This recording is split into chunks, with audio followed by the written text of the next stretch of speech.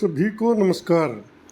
जैसा कि सबको पता है भाई, कुरुक्षेत्र की जो रिव्यू पिटीशन थी उन पर आज सुप्रीम कोर्ट द्वारा डिसीजन दिया जाना था और जो है ना दूसरे ही नंबर पर वो डिसीजन आ गया था। पहली 5-7 मिनट में फैसला आ गया था और जैसा कि पता था जो हियरिंग हुई थी उसके अनुसार ही फैसला आया है।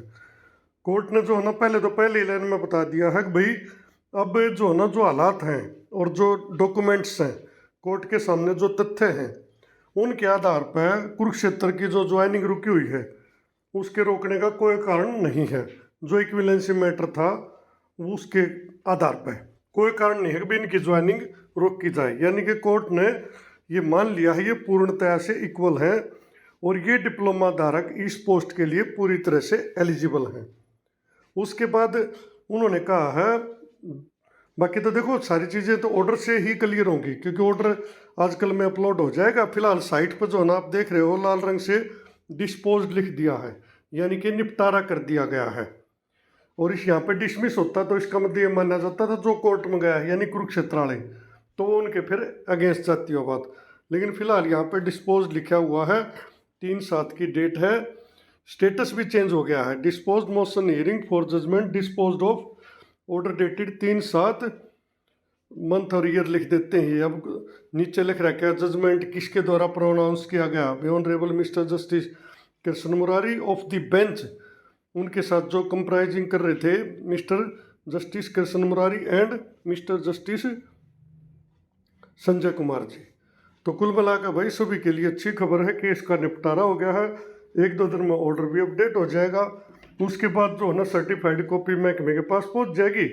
इसमें जो है ना कैंडिडेट को ज़्यादा परेशान होने की जरूरत नहीं है क्योंकि महकमा खुद पार्टी है, तो ऑटोमेटिक बात से उनके पास वो कॉपी जाएगी और वो खुद भी इशू करवाएंगे। बाकी चाहे तो साथी अपनी तरफ से भी दे सकते हैं, बाकी ऐसा कोई इशू है नहीं। हाँ, लिखित ऑर्डर तो देखो महकमे को भी चाहिएगा कार्रवाई करने के लिए। तो इसमें जो है ना जज साहब ने कहा है, पहले तो ये कहा अभी जो पहले से लगे हुए हैं यानी कि लो मेरिट, अभी इनको हमने प्रोटेक्ट किया है ड्यू टू इनकी सर्विस लेंथ देखते हुए। हालांकि सर्विस लेंथ कुछ थी नहीं, 3-4 महीने की लेंथ होगा, पर चलो भाई कोर्ट का है।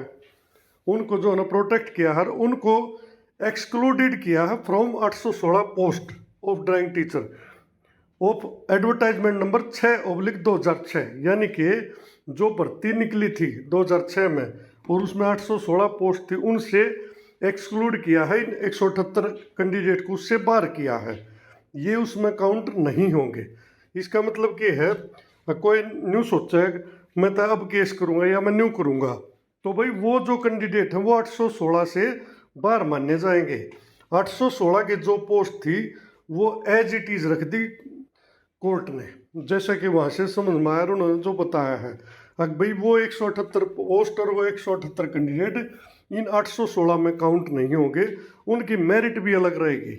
और जहाँ तक मुझे लगता है उनकी मेरिट ऊपर रहेगी क्योंकि वो ज्वाइन पहले कर चुके हैं। अब जो ज्वाइनिंग होगी वो इस मेरिट के आधार पर होगी जो ओरिजिनल रिजल्ट आया था 14/11/2021 का, और उसी रिजल्ट को कोर्ट ने जो है ना मान्यता दी है। तो एक तो बात यह है भाई ITI के जो साथी पहले ज्वाइन कर गए थे उनकी जो है ना जॉब सेफ हो गई है। हालांकि उनको 816 से बाहर माना गया है, लेकिन फिर भी चलो 816 के अंदर हो बाहर हो, उनकी जॉब बच गई। और हमारे अंदर आज भी कोई द्वेष भावना नहीं है जो इनके अंदर है। आज भी हम कहते हैं चलो भाई भगवान का शुक्र है उनका भी रोजगार बढ़िया रहेगा, कोई बात नहीं। 3-4 लाख आदमी काम करें, 100-150 ये भी पड़े रहेंगे, किसने क्या दिक्कत करे हैं।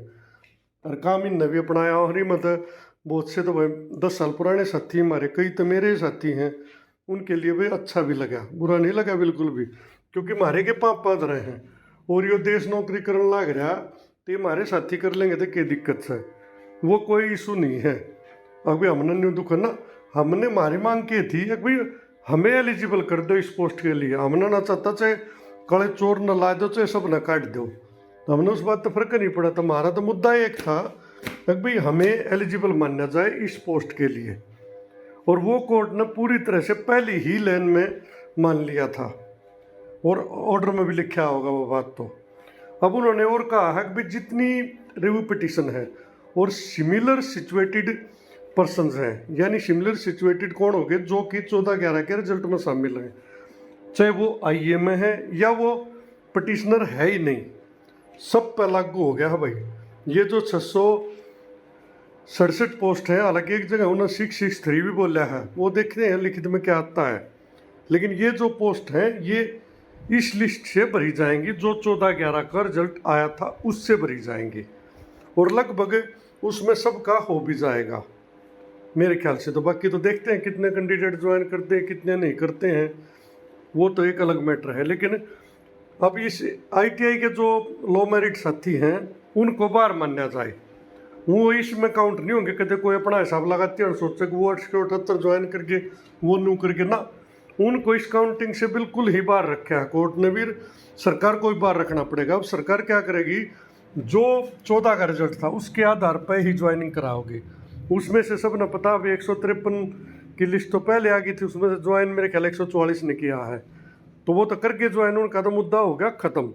अब जो बचते हैं उनका है, ये क्या करेंगे, मेरिट वाइज सबको ज्वाइन कराते चले जाएंगे आखिर तक, और शायद सबका ही काम इसमें चल जाएगा, क्योंकि पोस्ट तो न्यू की न्यू रहेगी ना। वो मैंने पहले भी एक वीडियो में बताया था भाई, जो 14/11 को जहाँ खड़ा था इस आदेश के बाद वो वहीं पर आकर खड़ा हो गया। अगर उस दिन उनकी ज्वाइनिंग होनी थी 14 तारीख के रिजल्ट में, फिर क्लियर कर रहा हूँ, जो 14/11/2021 को रिजल्ट आया था, अगर उस दिन कोई ज्वाइनिंग के लिए एलिजिबल था, सिलेक्टेड लिस्ट में उसका नाम था, तो वो आज भी एलिजिबल कोर्ट ने मान लिया है। और मेरिट तो जैसे रूटीन में बढ़ती है उसी के आधार पर बनेगी भाई।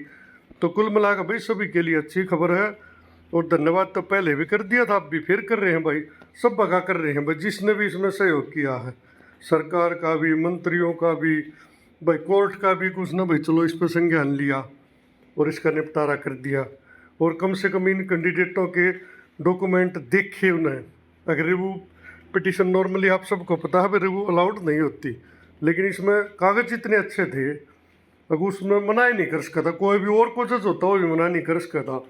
यो अगर बाई चांस 18 जुलाई पर जाता ना तो भी मना नहीं कर सके थे, क्योंकि जब यूनिवर्सिटी ने कह दी तो उससे बड़ी तब कोई पावर होती ही नहीं है। तो अकबर कोई और मना कर देना, कोर्ट ने तो खुद अपने अनेक को फैसलों के उदाहरण खुद दिए थे। अब भी एक्सपर्ट एडवाइस बताओगे, हमने पता ही नहीं होता। और सच में ये बताऊँ, एक जज को नहीं पता होता कि यूनिवर्सिटी कौन सा कोर्स करा हो, कौन सा किसके इक्वल है और किस में क्या पढ़ाया जाता है, ये सच्चाई है। तो उन्होंने तो खुद कह दिया था भाई इसमें एक्सपर्ट जो होंगे हम तो वो मान लेंगे। अब जो भी यूनिवर्सिटी कोर्स कराती है उसके ही एक्सपर्ट की चलती है, वो बताओ कि मेरा इसके इक्वल है या नहीं है, और उसने बता भी दिया था।